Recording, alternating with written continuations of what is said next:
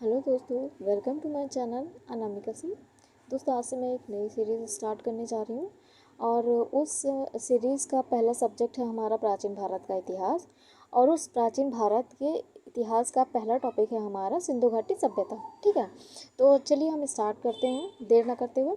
हड़प्पा सभ्यता का सर्वाधिक मान्यता प्राप्त काल जो था वो क्या था, 2500 से 1750 ईसा पूर्व। ठीक है, सबसे ज़्यादा जो मान्यता मिली है मतलब इस काल को कि कहाँ से ये शुरू होता है और कहाँ तक चला है, तो वो 2500 से 1750 ईसा पूर्व। ठीक है, इस सभ्यता का आकार जो है था वो जो मतलब इसका स्ट्रक्चर जो था, आकार इसका था वो त्रिभुजाकार था और इसका विस्तार था 12,99,660 किलोमीटर वर्ग किलोमीटर। ठीक है, मतलब लगभग 13 लाख वर्ग किलोमीटर जो है इसका विस्तार, जो इसका क्षेत्रफल था कुल।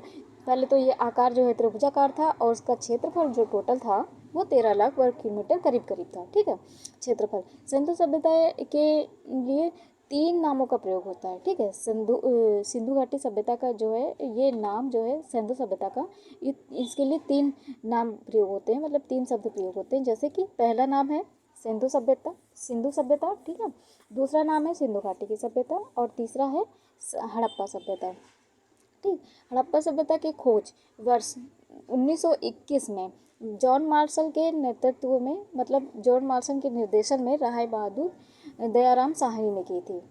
ठीक है, हड़प्पा सभ्यता पाकिस्तान के पंजाब प्रांत के साहिवाल जिले में स्थित जबकि मोहनजोदड़ो सिंध प्रांत के लड़काना जिले में स्थित है। पिगट महोदय ने इन दोनों के लिए क्या कहा है? पिगट महोदय ने कहा है हड़प्पा और मोहनजोदड़ो को एक विस्तृत साम्राज्य की जुड़वा राजधानी। पिगट महोदय क्या कहते हैं? कहते हैं हड़प्पा और मोहनजोदड़ो एक विस्तृत साम्राज्य की जुड़वा राजधानी है। ठीक है, हड़प्पा रावी नदी के बाएं तट पर स्थित है जबकि मोहनजोदड़ो सिंधु नदी के दाहिने तट पर स्थित है। ठीक है, इस बात का ख्याल बहुत अच्छे से रखिएगा कि हड़प्पा जो है वो रावी नदी के बाएं तट पर स्थित है और मोहनजोदड़ो जो है वो सिंधु नदी के, नदियाँ भी डिफरेंट है दोनों की। ठीक है, मोहनजोदड़ो जो है सिंधु नदी के दाहिने तट पर स्थित है। जॉन मार्शल ने सर्वप्रथम इस सभ्यता को सिंधु सभ्यता का नाम दिया था। सबसे पहले इस सभ्यता को जिसने सिंधु सभ्यता का नाम दिया था वो कौन थे? वो जॉन मार्शल थे। ठीक है, यह सभ्यता मेसोपोटामिया तथा मिस्र की सभ्यताओं की समकालीन थी। मतलब ये सभ्यता मेसोपोटामिया तथा मिस्र की सभ्यता की बिल्कुल एक जैसी मानी जाती थी। ठीक है, समकालीन थी। हड़प्पा सभ्यता में सामाजिक व्यवस्था का मुख्य आधार परिवार था। मतलब हड़प्पा सभ्यता जो थी वो उसका सामाजिक व्यवस्था का मुख्य आधार, मतलब यहाँ से परिवार, जैसे मम्मी पापा भाई बहन, यहाँ से परिवार का स्ट्रक्चर स्टार्ट हो गया था और परिवार मुख्य आधार परिवार था और समाज मात्र सत्तात्मक था। मतलब कि परिवार तो स्टार्ट हो गया था लेकिन जो सत्ता थी, जैसे कि अभी हम लोगों के यहाँ माना जाता है पापा होते हैं सबसे मेन, तो उस समय जो हड़प्पा सभ्यता के लोग थे वो मात्र सत्तात्मक यहाँ की सभ्यता थी। ठीक है, इस सभ्यता के लोग शाकाहारी और मांसाहारी दोनों थे। मतलब इस हड़प्पा सभ्यता में या सिंधु सभ्यता आप जो भी कह लीजिए, इस सभ्यता में लोग जो है शाकाहार भोजन भी करते थे और मांसाहार भोजन भी करते थे। मातृ देवी की उपासना का सिंधु संस्कृति में प्रमुख स्थान था। मतलब यहाँ पर मातृ देवी की पूजा की जाती थी सिंधु सभ्यता में, सिंधु संस्कृति में या सिंधु सभ्यता में आप कह लीजिए, यहाँ पर मातृ देवी की पूजा की जाती है। यहाँ पशुपतिनाथ, महादेव, लिंग, योनि, वृक्ष और पशुओं की पूजा भी की जाती थी।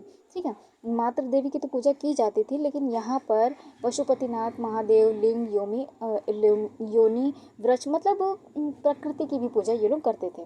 ठीक है, समाज जो है व्यवसाय के आधार पर 4 वर्गों में विभाजित था। जैसे कि पुरोहित, विद्वान लोग जो होते थे वो अलग थे, योद्धा लोग जो थे वो अलग थे, व्यापारी जो लोग थे वो अलग थे, श्रमिक लोग जो थे वो अलग थे। मतलब ये समाज जो है 4 वर्गों में बटा हुआ था। जैसे कि आज भी हमारे यहाँ ये देखा जाए तो उसी समय का ये सब चलता आ रहा है।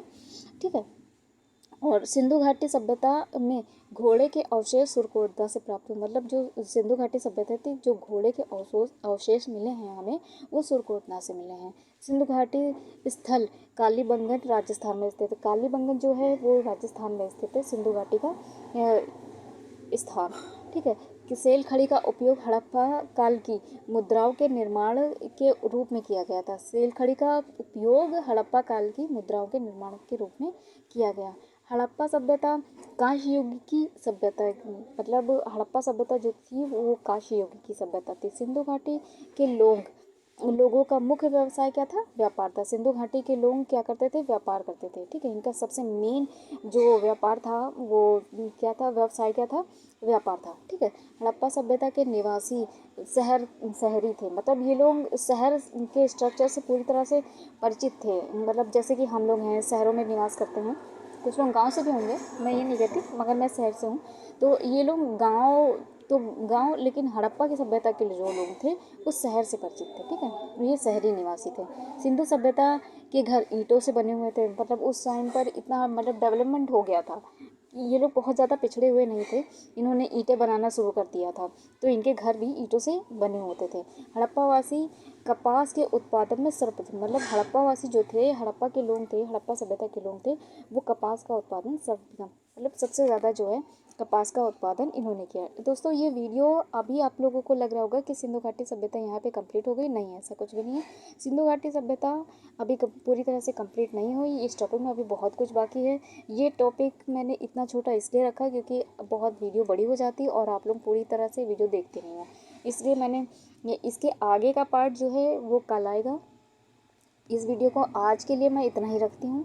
ठीक है, आप लोग पढ़िएगा, आप लोग बोलेंगे तो मैं पीडीएफ भी आपको शेयर करूँगी। मेरा टेलीग्राम चैनल है, लिंक मैं शेयर करूँगी, आप लोग वहाँ पे ज्वाइन कीजिएगा, आपको पीडीएफ भी मिल जाएगी।